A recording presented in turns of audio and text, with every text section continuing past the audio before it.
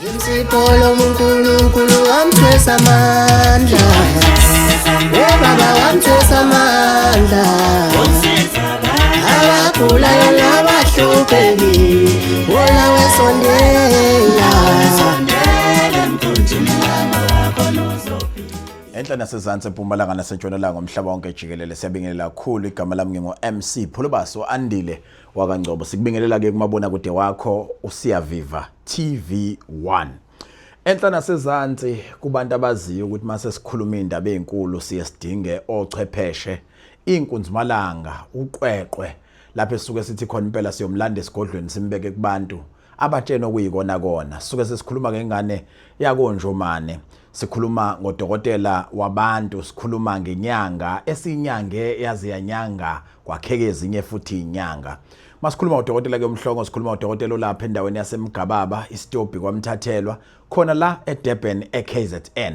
Okuba mqoka kuwena ukuthi ke uqikelele nje ukuthi nanoma ngabe nini mawuzwa kukhona othi ngifakele imali uthi akuyena uNjomane loyo owethu uNjomane uyethi ifike esigodlweni noma owethu uNjomane une account eqondile ngqo kuyena. uNjomane ke ngomunye wodokotela ongayimind noma ongayinqeni ivideo call. Uzokhumbula ukuthi uDr Mhlongo ukulapha useneminyaka kukho kwazise kufana nokuthi into nje ke ayincelebeleni ngoba nomuntu ozala yena kuma wakhe ebekuwo lo mkhakha wokulapha aziwa abantu bakuphesheya kwezilwandle besuka benikela kwaMhlongo beyothola ukusizakala.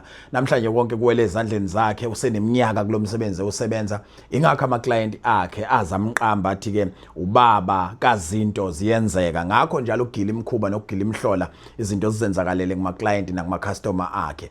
Uzokhumbula kuyo waduma kakhulu ngewash elaziwa kakhulu ekutheneni impela umuntu limthatha limbeke ezingeni eliphezulu. Akugcinanga ke lapho phinde futhi wathi ne cellphone uyakwazi ukwenza ngayo kanti ne ring uyakwazi ukwenza ngayo. Iningi lenu ke lihlezi liyibuza ukuthi uNjomane mayikhuluma ngalezi zinto kuba nathi singaye phep noma siye stolo thizeni soyithengela ifoni enjani le phone uyakwazi ukuchaza yena ngifuna ukuchazwe yimina. Enhla nasezantsi South Africa yonke, Africa yonke, umhlaba wonke jikelele. Njomane sikwamukele sikubingelele sikuphi ithuba ubingelela abantu emakhaya. Sicela ukubingelela amapholo bakuwe, sibingelela inyanya mfowethu wamba nazo. Sizobingelela wonke umuntu osekhaya, gogo umkhulu, malume, aunt, usisi, ingane encane. Ngifuna nje ukuthi icamake emakhosini siyathokoza.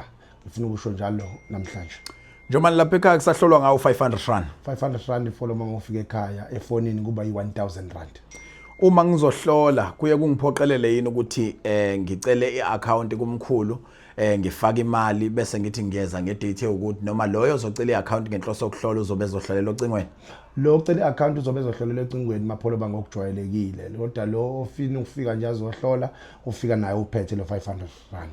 Umsebenzi wenu wobunyanga uyacwebezela manje ngoba ulekelelwa izinkundla zokuxhumana uphinde ulekelelwe inhlaka ezithile ezifana nezitolo eseyikwazi ukuthatha into ziyise kwelinyizwe ifike kumuntu still imsebenzele. Mhlamba ke siqale sikhulume ngokuvikeleka komuthi osuka kwaMhlongo uzoposwa unikeza umuntu.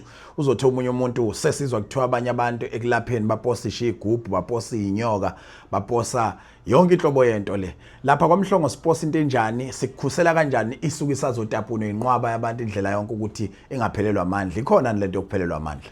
Mapholo bikhona into yokuphelelwa amandla kodwa lapha kaMhlongo sinezigaba ezahlukahlukene. Kukhona okuvumelekile ukuthi kuposwe, kukhona futhi engavumelanga ukudinga umnikazi wayo ukuthi azosithathela yona. Bamba ngenxa yamandla mapholo bakhona imithi enamandla kakhulu mapholo bengadingi ukuthi kube ukuthi iyathunyelala kuze kugula umuntu esitolo ngoba eminye imithi ngempela baqinisele bebethi ivikeleka kanjani ngoba eminye imithi iyalimali linyazwa umuntu okwesikhathini omenzayo izolinyazwa umuntu okadelele nendoda mezoyitapula itapule noma kanjani.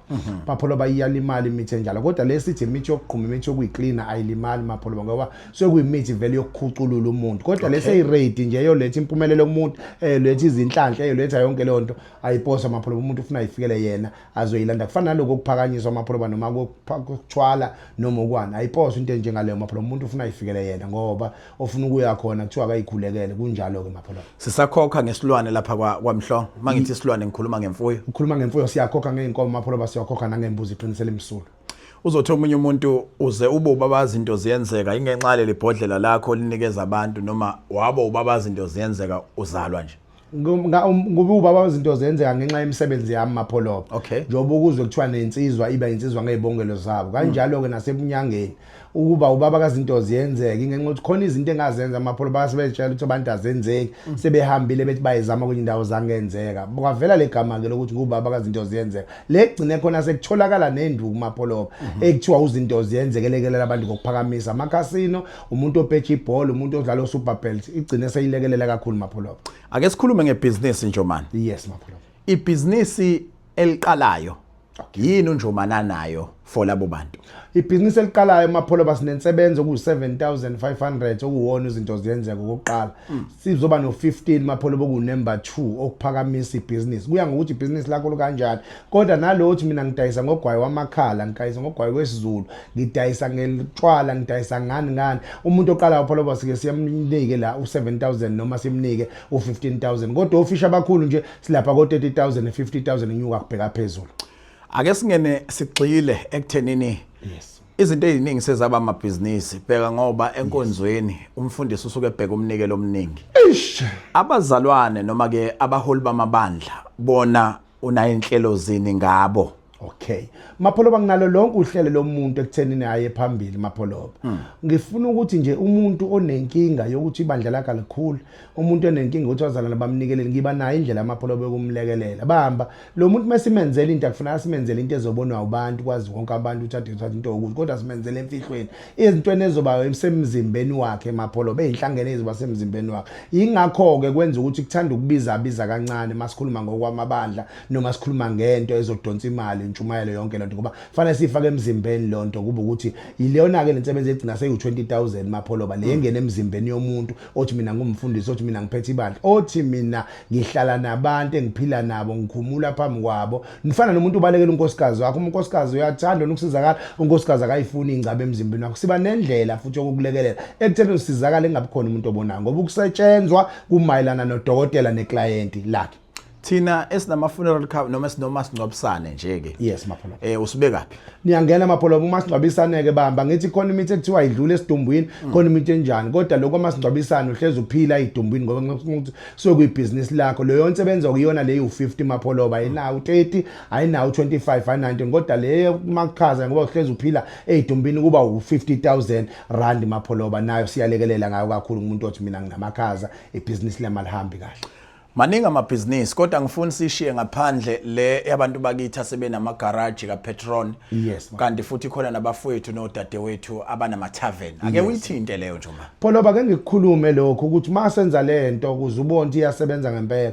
Sisuke sifuna izibi zase garage noma endaweni ezimall noma endaweni enezitolo ebhizi kakhulu mapholoba. Masuza nalezo zibi mase siyayikhanda lento siyikhandele wena ukuthi le bhizi lapha kule ndawo ayibe khona phela nasebhizini nasebhizinisini okwelakho. Khuluma ngegarage sikhuluma ngezitolo sikhuluma ngani nawe uyangena umncinyane mapholoba zikhona induku ezimalana nalonto ukuthi umuntu simkhiphe enhluphekweni naba abanye kuyaxoshwana manje khona izitolo ezosala amapholoba zingabi nalutho ngiqonda ukuthi nomuntu ocabangayo noma nosetholile indlela yokuthi abe nesitolo akamesana gijimele la kumina aqale kube ukuthi isitolo asithathe vele usiyazi akusizi pholoba ukuthatha isitolo uthi uzoba nesitolo kodwa wazi nanokuthi uyofakani ufaka ama drink ajika bole lalela abantu bokufika bayikhandile izitolo zabo bazi bayikhanda wayibona usuku umuntu wala eNingizimu Afrika athi mina umuthi angikholela kuona ngifuna ukukutshela lento oyishoyo uzoyilimaza ulimaze ngisho ingane zakho impilo yakho yonke laba abantu enikhuluma ngabe nithi niyabakhipha bayikhandile nawe wenza sure ukuthi mawufuna ukungena esikhaleni sabo zikhande mapholoba umuthi uyasebenza mapholoba emzimbeni umuntu uyamiselelwa ngokwebusiness ukuthi into ayithinta ayimisana iqhuma iqiniso mapholoba lelo. Ngizokubuza umbuzo obogcina ngoba ngiphuthuma lapha yana kumhla ka13 umhla ka14 yes. Kube umhla ka16 and 17 ngisho kahle ake sithi ya ngikahle u13 and 14 ngiphuthuma lapho nje kulawo ma date ekuyiwona ama date abantu abawathakasela kakhulu nabathi cha impela sobe seyinodokotela umhlongo kodwa ngiyafuna ukuthi singashiyi ngaphandle sithi siqala sikhuluma leyo ndaba enkulu la uthi khona konke kungamanana phansi abantu abeze ngomningi babo ngomhla 13 and 14 especially esilapha eMgababa nase Cape Town futhi uhamba uzofike ngazo lezo insuku lezo uthi umphakathi wonke nje uqine nambeni yakho lelo kivela njalo la ku screen manje sikhulume ngalesi specialist diyelwe ngamandla angaka nalobu buhlo zobubenzela abantu obungaka njoba udrop ama price futhi still usakhipha izinto ezinamandla unikeza abantu ukuthi abaphakame kuleso special sangomhla ka 13 and 14 ngifuna kodwa sibuke eduze lento ekuthenini lo onama blocks nje man ukhala ngokuthi ngigaya ama blocks abantu bakha now and then bakha everyday la ngakwami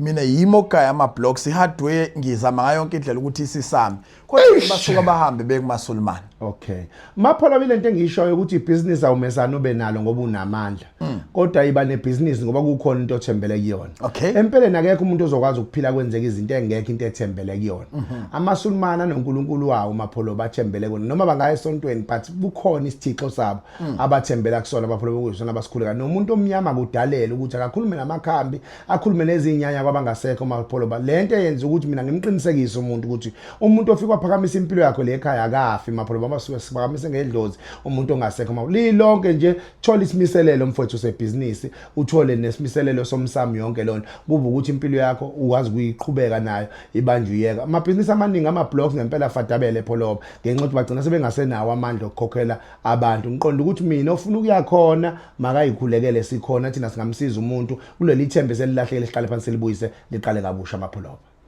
12 13 14 15 June yiyo lenyanga esikuyona khuluma nabantu zinhlelo zini obaphathele zona ake ngikusho lo ngiqinisekise futhi ngithona obuko le video nenhlanhla ongayibukanga sale somyeka kanjalo ngifuna ukuthi mina ngomhla ka 13 and 14 kuJune sobe sinezinsebenzo ezikhona la sikhondweni esikhulu okuyisemgaba khona eThekwini eDurban usuka la usuka khona uzofinyelela la sikulekelele kakhulu kodwa sifuna abantu abangafuni ukudlala abantu asebazazi ukuthi bafunani Mapholo ngoba amatshola abamagame abafuna ukudlala bayasihlupha endleleni yethu Mapholo kodwa sesifuna umuntu othi mina sengishayekile ngahamba ngizama impilo engalungi kodwa njengamanje sengifuna ukuzama kokugcina akekho umuntu engimthanda njengalo yabona ukuthi ngifuna ukuzama kokugcina ungijabulisa impela ngenxa ukuthi mangimsiza Mapholo uyoba nobufakazi ayobuthulela abanye abantu nakwenye indawo ukuthi umuthi uyasebenza 13 14 sobe sinensebenzo yokuphakamisa bayazi abantu siphakamisa ngesigubhu sewashi noma siphakamisa ngewashi ifoni ring kodwa lezo insebenzo bayazazi abantu ukuthi iqala 30,000 number 250 kuya ngokunyuko 75 kodwa ngalolo suku sobe sizenza ngemali of 20,000 rand okumhla ka 13 14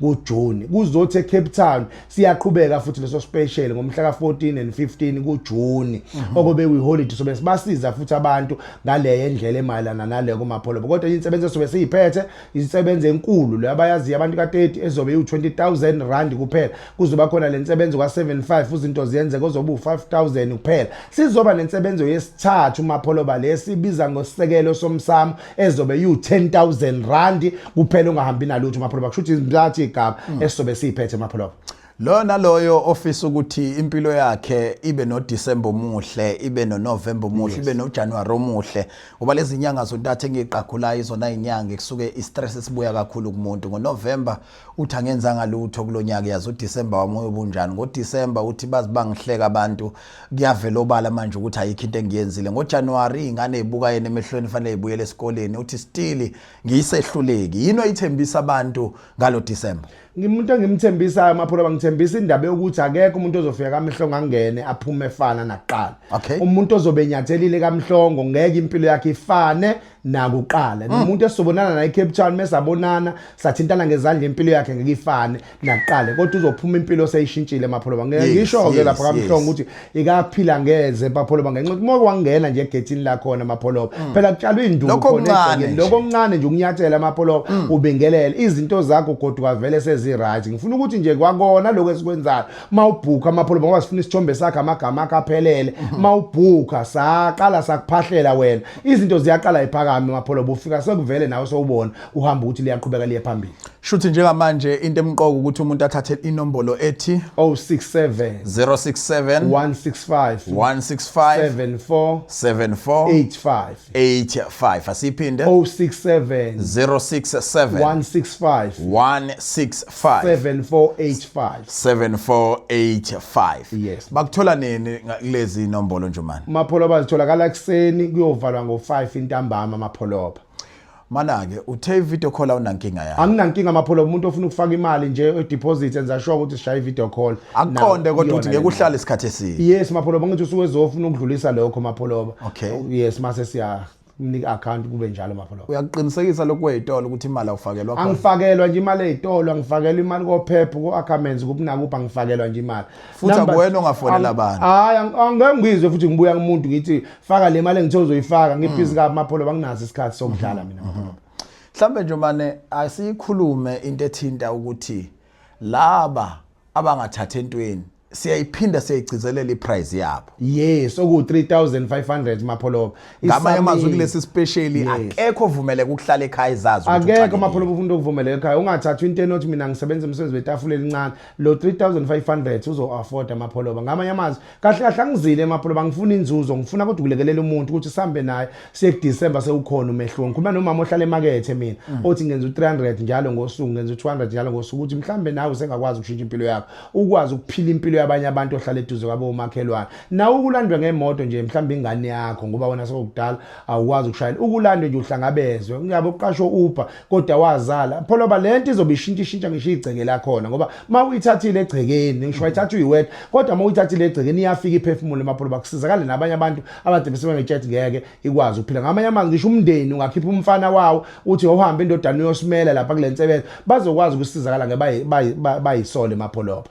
Dr. Mhlongo sikhumbuza abantu ukuthi ikuphi ekhaya. Ekhaya iseGababa era 7 ikamthathelwe estopini Grass Street ufuna igarage uAstron uthi ufuna amathesa zemGababa uyokwehla kamthathela mawehla kamthathela ubuza kaMhlongeza ngomina akekho umuntu ongazi mapholoba.